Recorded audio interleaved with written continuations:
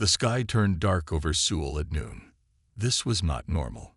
Dr. Jo Kim looked up from her patient notes and walked to the window. Dark clouds. No, these were ships. Big ships. "What is that?" asked a nurse who stood next to her. "I don't know," said Jo, her hand touching the old stethoscope around her neck. The stethoscope was a gift from her grandmother. It gave her comfort in strange times, and these were the strangest times she had ever seen. All over Seoul, people stopped and looked up. Cars stopped in the middle of the road. Phones came out to take pictures. The ships were huge and silver, like giant smooth eggs floating in the air. At Seoul National University Hospital, where Jo worked, patients left their beds and went to windows. Even the very sick wanted to see. The TV in the waiting room switched to news. The news lady looked scared. "We are getting reports of these ships all over the world," said the news lady. "Not just in Korea.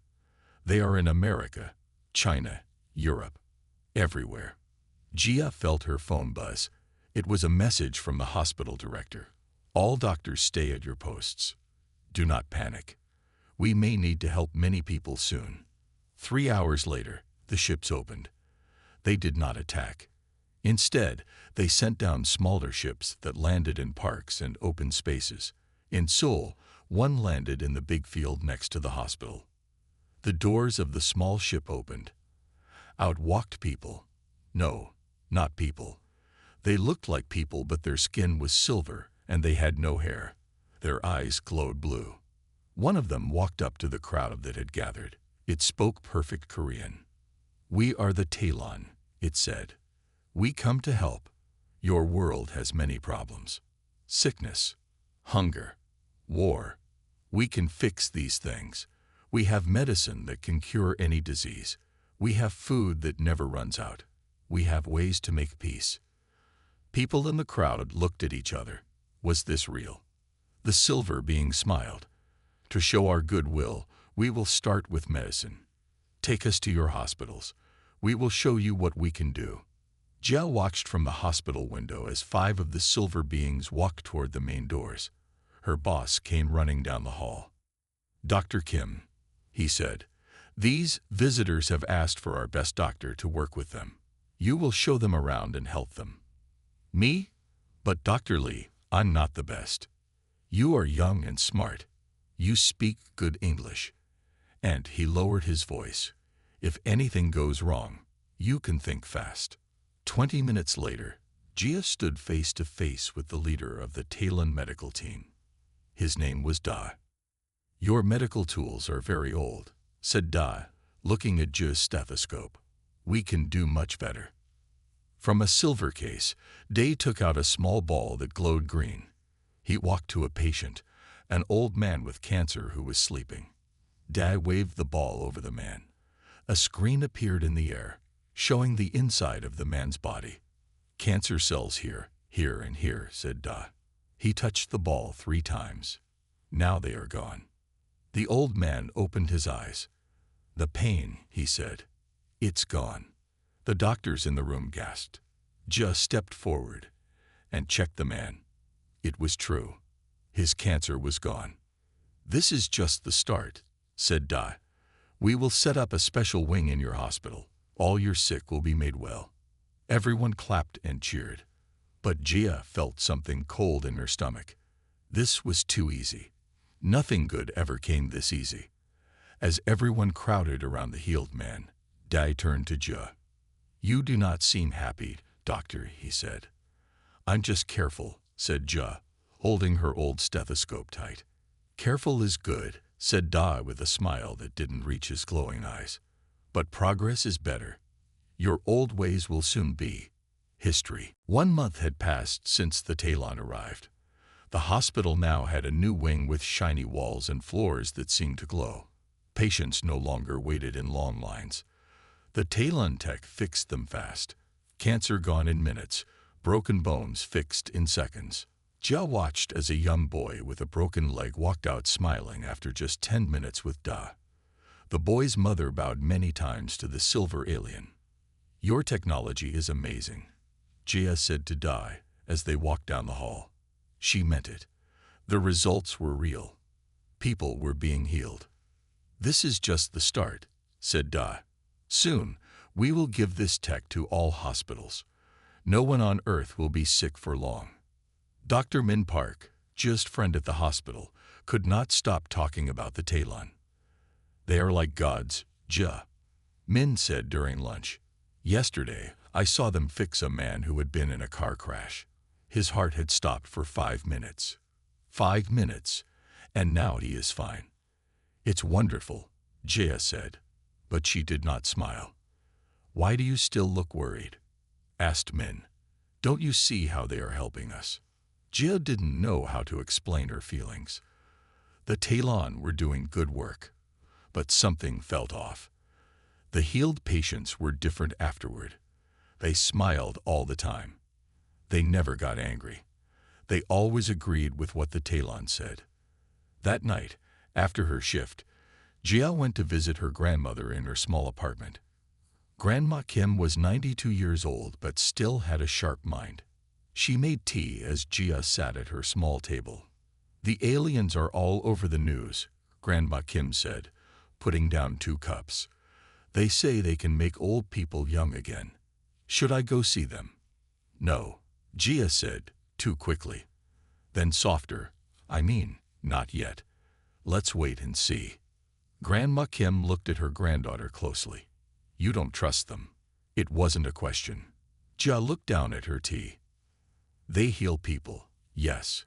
But the people change," Jia said. "It's like they lose something. Their spark, their fire." Grandma Kim nodded slowly. She reached out and touched the stethoscope that Jia still wore around her neck, even when not working. "When I gave you this," she said, "do you remember what I told you?" Jia nodded. "You said to always listen to the patient, not just their body." "Yes, the heart tells stories that machines can't hear," Grandma Kim said. "That's why, even with all their fancy scanners, good doctors still use these." She tapped the stethoscope again. "The day you stop listening to hearts is the day you stop being a real doctor." Later that night, as Jia was leaving, her grandmother held her hands tight. "Make me a promise," Grandma Kim said. "Don't let them change how you see patients. Technology should help us be more human, not less." "I promise," said Jia. The next day at the hospital, Jia paid closer attention to the healed patients. A woman who had been cured of lung cancer sat perfectly still in the waiting room. Her face was calm. Too calm. "How do you feel?" Jia asked her. "I feel good," the woman said. Her voice was flat. "The Talon are good. We should all get their treatments. Even people who aren't sick." Jia asked. "Yes," said the woman, not blinking. "Everyone should be fixed." Fixed. Not healed. Fixed. A cold feeling spread through Jia's chest. She touched her stethoscope for comfort. As she did, Dai appeared in the hall. "Dr. Kim," he said with his perfect smile, "we have good news. The government has approved our plan for all citizens to receive preventive treatments, even the healthy ones." "All citizens?" Jia asked, trying to keep her voice steady. "Yes," said Dai. "After all, even healthy people can be improved." As he said this, his glowing eyes seemed to look right through her. Jia thought of her promise to her grandmother. She would need to be very careful now. Jia began to keep notes on all patients who got Talon treatments. Each day, she would talk to them and write down what she saw. The pattern was clear. They all had the same flat voice, the same calm face, the same words. "The Talon are good. We should all get their treatments." 1 week after her visit to Grandma Kim, Jia was checking on a little girl who had been healed of a bad lung disease. Before the treatment, the girl had been full of life. She would sing and tell jokes even when she was very sick. Now she sat still, her eyes looking at nothing. "Do you want to draw a picture?" Jia asked, giving the girl some paper and crayons. "If you think I should," the girl said in a flat voice. "What would you like to draw?" "What would you like me to draw?" the girl asked back. Gia felt a chill. It was like the girl had no wants of her own anymore. That night, Gia stayed late at the hospital. She told the night guard she had extra work. Really, she wanted to see the Talon lab when no one was there. The lab was at the end of the new wing. The door needed a special card to open. Gia had watched Dr. Lee use his card many times. She knew the Talon liked things to be simple. Maybe their locks were simple too. Gia took out her own hospital card and tried it in the door. Nothing happened. Then she turned it upside down and tried again. The door opened with a soft hiss. Inside, the lab was dark except for soft blue lights. Strange machines lined the walls. In the center was a table with glowing screens above it. Gia walked to the table and looked at the screens. They showed pictures of brains, human brains. As Gia watched, one brain lit up in different areas. Words appeared next to the bright spots. Fear, reduced. Anger, reduced. Doubt, removed. Gia's hand went to her mouth. The Talon weren't just fixing bodies. They were changing minds. She took out her phone and took pictures of the screens. Then she saw something that made her heart race faster. A map of Seoul with red dots all over it. Each dot had a name. Treatment Center 1, Treatment Center 2, and so on. There were hundreds of them, all set to open next week. A sound made Gia turn around. Footsteps in the hall. Someone was coming. She quickly turned off her phone light and hid behind a large machine. The door opened, and Dae walked in with Dr. Lee. "The progress is good," Dae was saying. "Soon, most of Seoul will be improved." "And they won't feel any pain?" asked Dr. Lee. His voice was strange, not flat like the patient's, but not normal either. "No pain," said Dae. "Just a small change in how they think. Humans have too many bad feelings. Hate, fear, doubt. We take these away. We make them better." "And the doctor, Kim?" asked Dr. Lee. "She asks too many questions." Dae made a sound like a sigh. "Yes, she may be a problem. We should give her a treatment soon. Then she will understand." Gia pressed her hand over her mouth to stop any sound. They wanted to change her mind too. Make her like the others. Dr. Lee and Dae moved to another part of the lab. Gia saw her chance and slipped out the door. She ran to her office, grabbed her bag, and left the hospital. Her hand shook as she drove to the one place she knew would be safe, her grandmother's apartment. As she drove, her phone buzzed with a message from an unknown number. "Dr. Kim, we know what you saw. Not all humans trust the Talon. Meet us tomorrow. We need your help." Gia looked at the message. She didn't know who sent it. It could be a trap, but she had to try. She had made a promise to her grandmother. And now she had seen the truth. Gia didn't sleep that night. She stayed at her grandmother's apartment, watching the door and jumping at every sound. In the morning, she got a new message. "Old subway station. Line 5. Exit 3. 2:00 p.m. Come alone." "I don't think you should go," said Grandma Kim, making breakfast. "It could be the Talon trying to catch you." "But what if it's not?" Gia said. "What if there are others who know the truth?" At 2:00 p.m., Gia stood at exit 3 of the old subway station. It had been closed for years. The area was empty except for one old man sitting on a bench.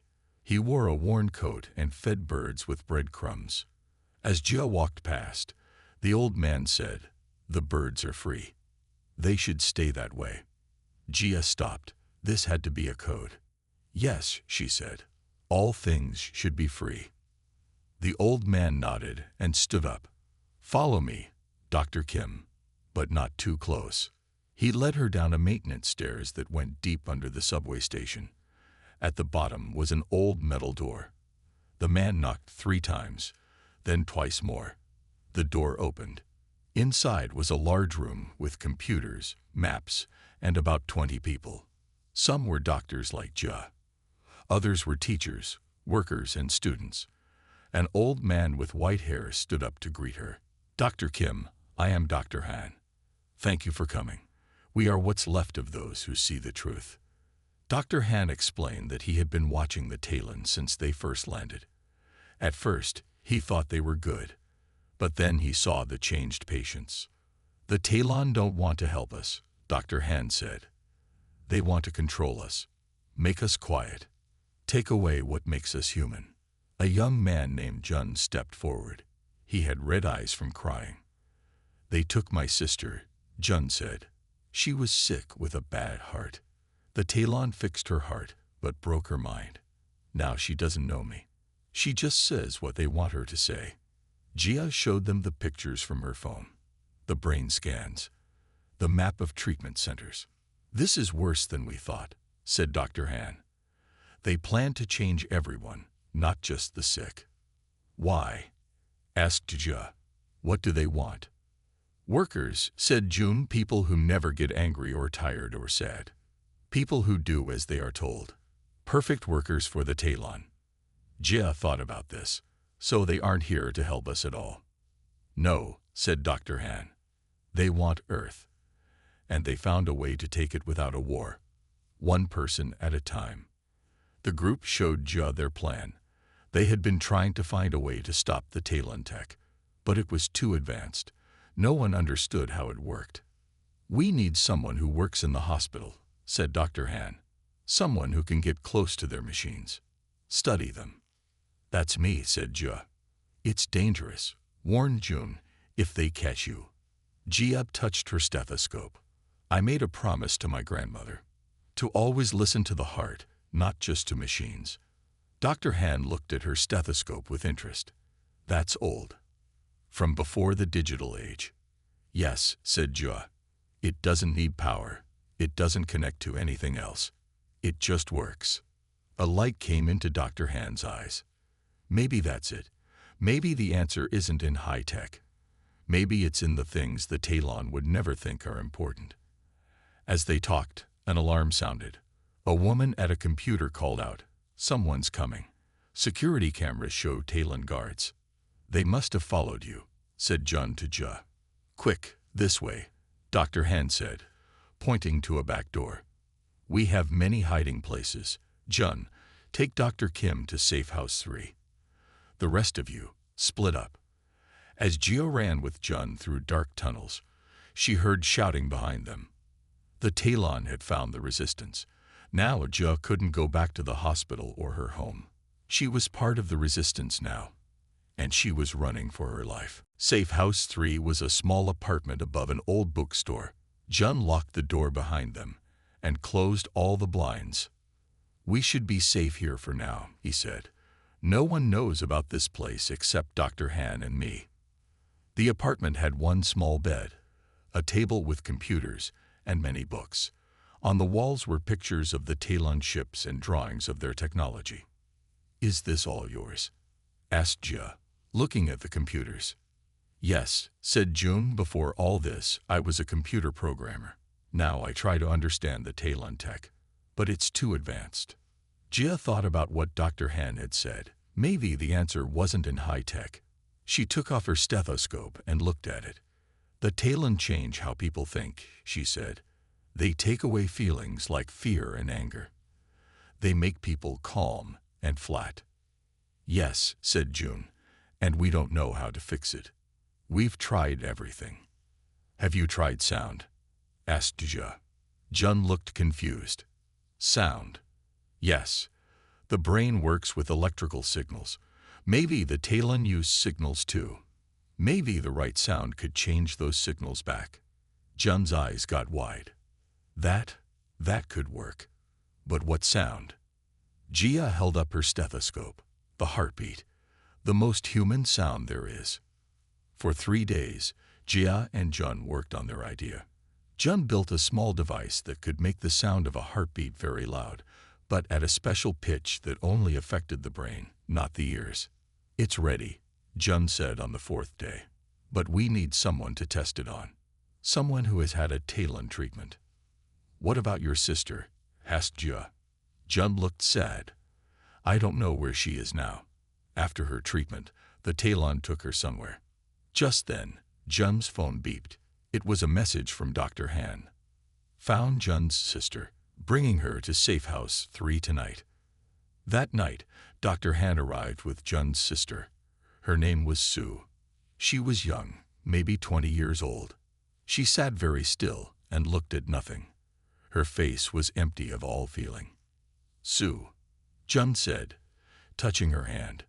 "It's me, your brother." "Hello," said Sue in a flat voice. "The Talon are good. We should all get their treatments." Jun looked at Jia with tears in his eyes. "Let's try it. We have nothing to lose." Jia took the device they had made. It looked like a small speaker. She turned it on and held it to Sue's chest, right over her heart.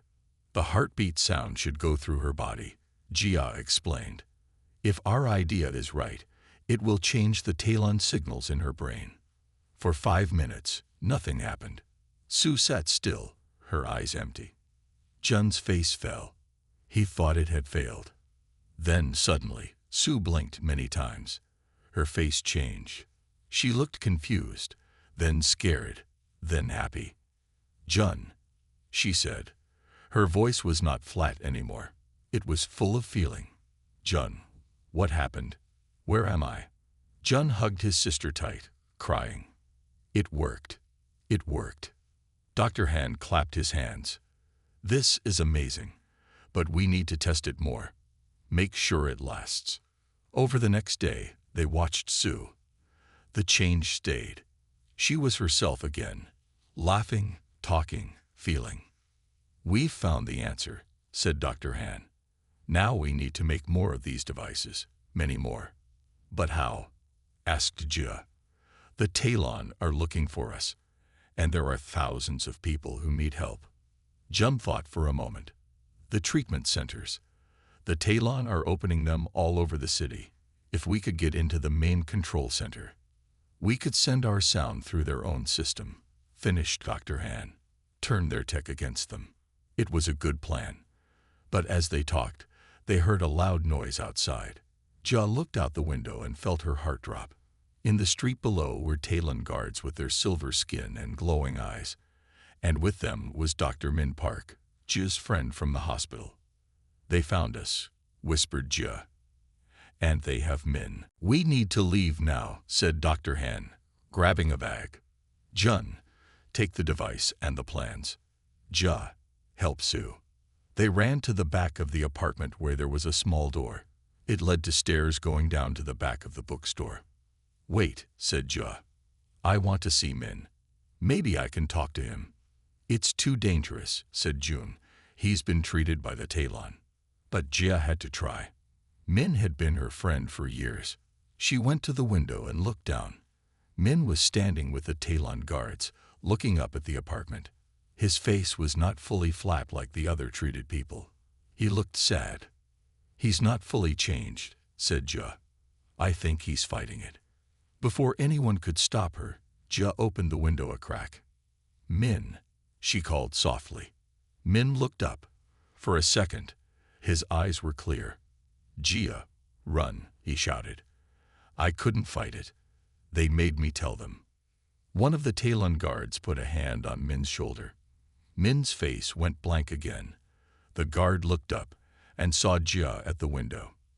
"There she is," the guard said. "Take them all." "Run," shouted Dr. Han. They rushed down the back stairs just as the front door of the apartment crashed open. Jun carried the heartbeat device. Sue was still weak and needed help to walk. Jia and Dr. Han held her arms as they ran. The alley behind the bookstore was narrow and dark. They could hear the Talon guards coming down the stairs behind them. "This way," said Dr. Han, leading them to a small door in the alley wall. It opened into the back of a busy restaurant kitchen. The cooks looked surprised as the group rushed through. But Dr. Han smiled and waved as if this was normal. They went through the restaurant and out onto a busy street. People were walking everywhere, shopping and talking. "We need to split up," said Dr. Han. "Jun, take Sue to Safe House 7. I'll go to Safe House 2. Jia, you go to your grandmother's. Meet at the old water plant tomorrow night.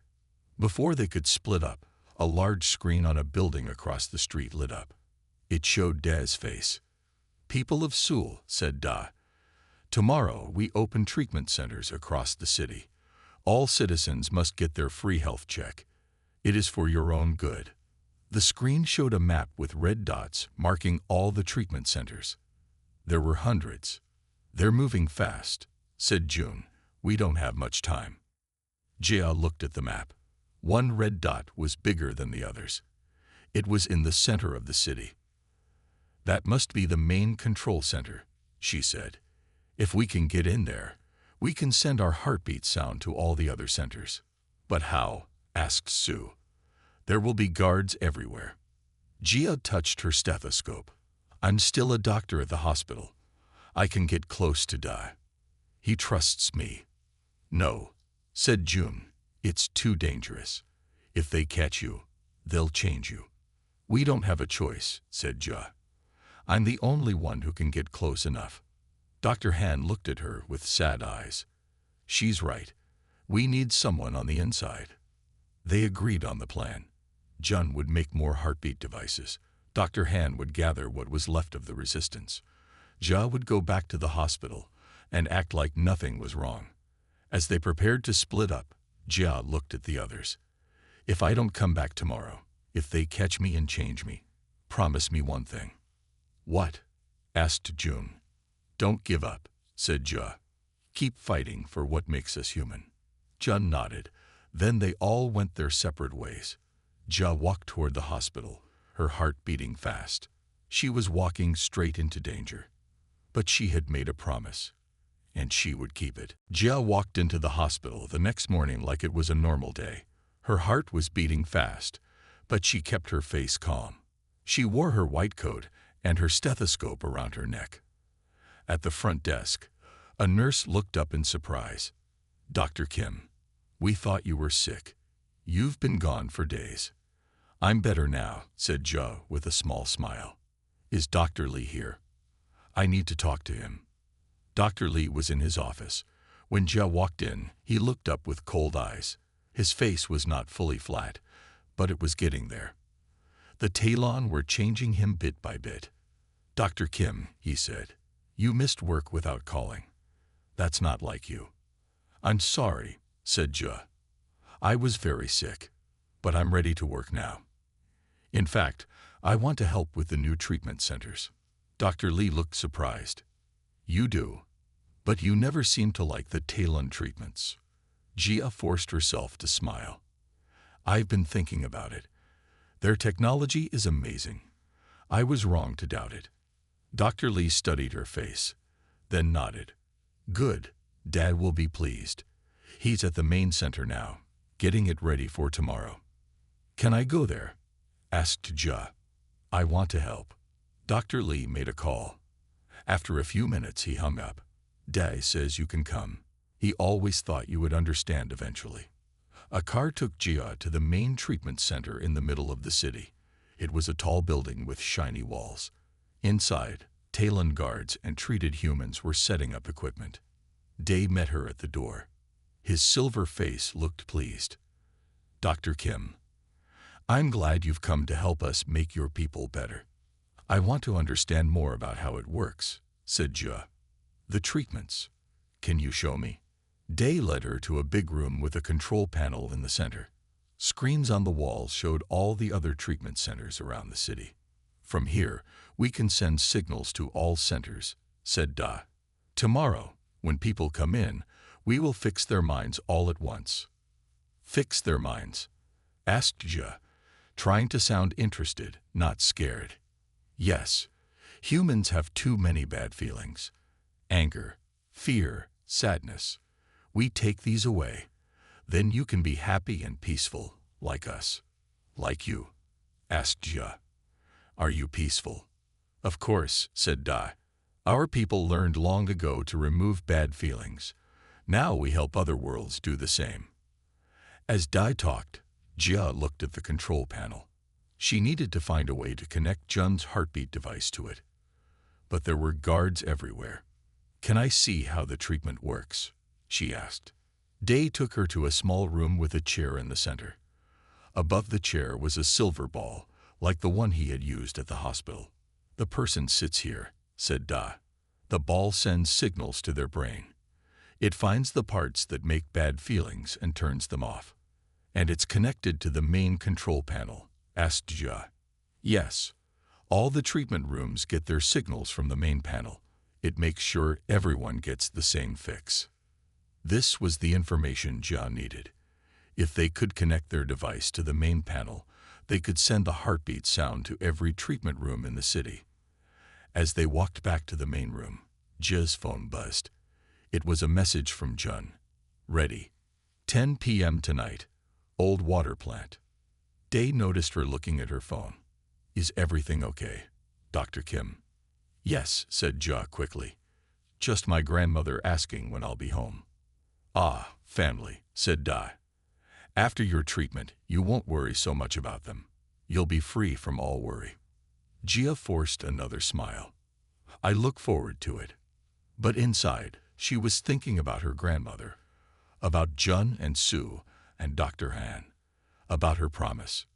Tonight, they would make their move, and tomorrow, they would either save the people of Seoul or lose them forever. Jia left the treatment center at 7 p.m. Dai wanted her to stay, but she said she needed to check on her grandmother. He let her go with a warning.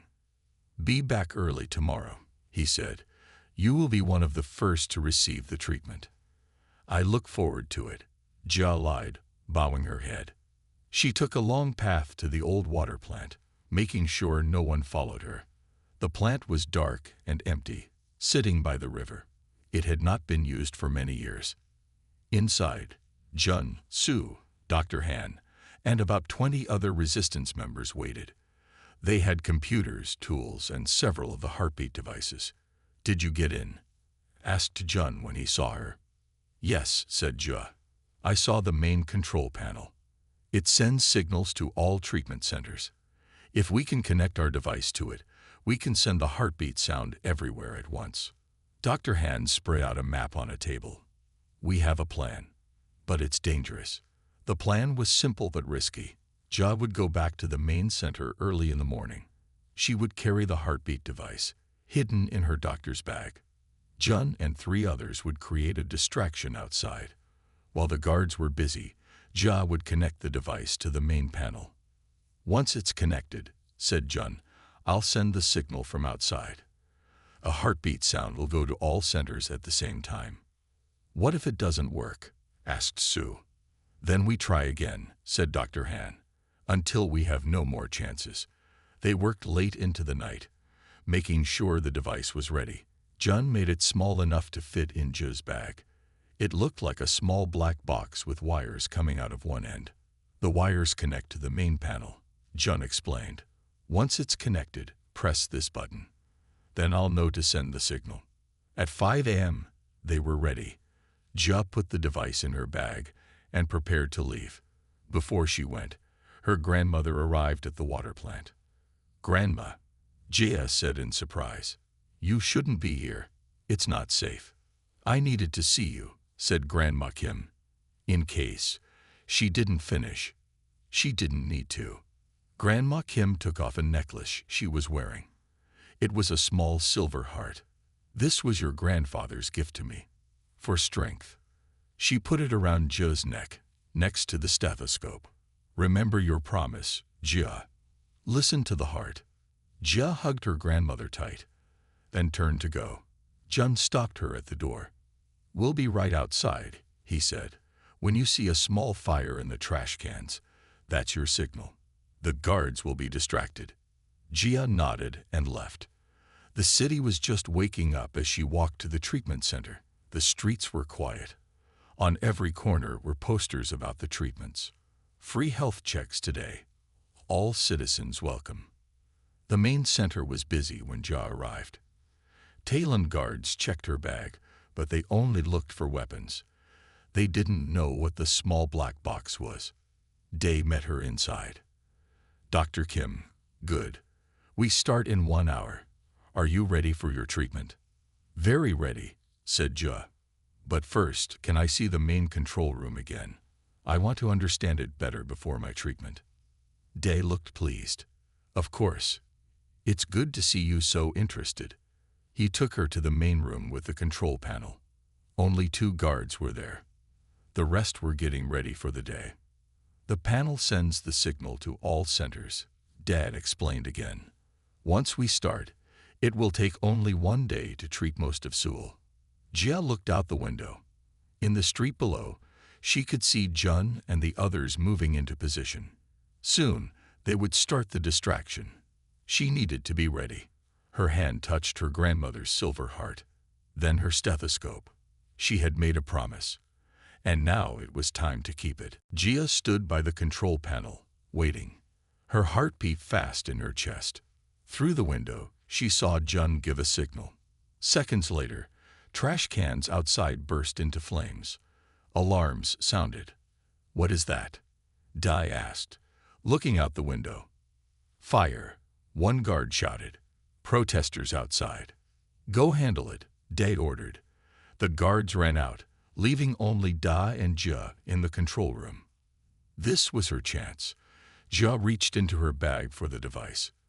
But as she pulled it out, Dai turned and saw it. "What is that?" he asked, his blue eyes glowing brighter. Jia knew she couldn't lie. "It's a device to stop you." Dai's face showed no anger. Talon didn't get angry, but his voice was cold. "You disappoint me, Dr. Kim. I thought you understood our work." "I understand it very well," said Jia. "You're taking away what makes us human." "We are making you better," said Dai, stepping toward her. "Feelings cause pain. Fear, anger, sadness. Without them, there is only peace. And without them, we are not ourselves anymore," said Jia. "We need our feelings, all of them. They make us who we are." Dai moved closer. "Give me the device, Dr. Kim." "No," said Jia, backing up. "Your technology is amazing, Dai. You can heal bodies like magic, but you don't understand the human heart." "Hearts are just organs," said Dai, reaching for the device. Jia pulled away, but Dai was faster. He grabbed her arm hard. The device fell to the floor. It didn't break, but it slid under the control panel. Jia tried to reach for it, but Dai held her back.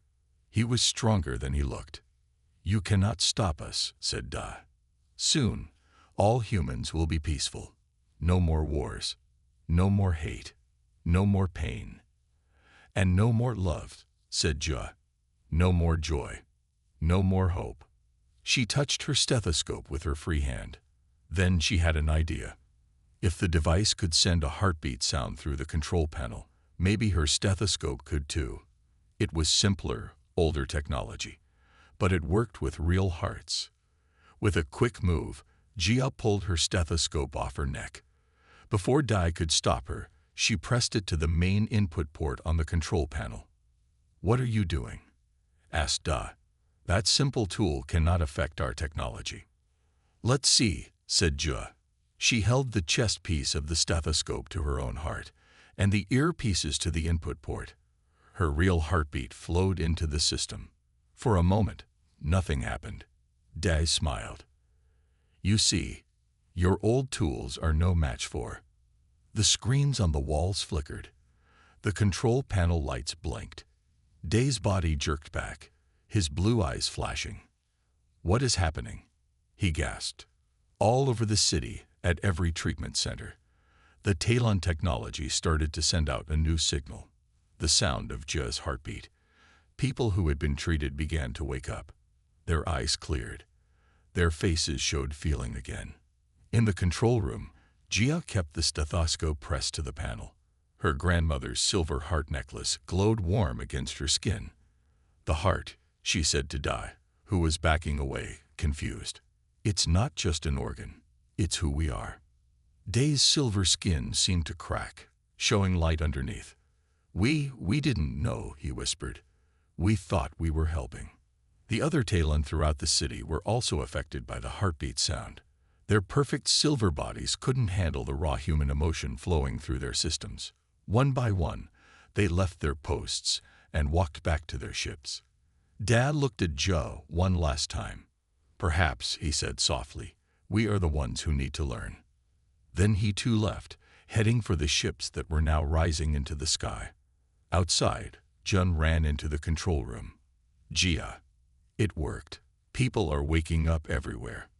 Gia smiled, still holding her stethoscope to the panel. The simple tool her grandmother had given her, the promise she had made to listen to the heart. These had saved humanity. The Talon ships rose higher, then vanished into the clouds. They had advanced tech, but she had a stethoscope and a promise.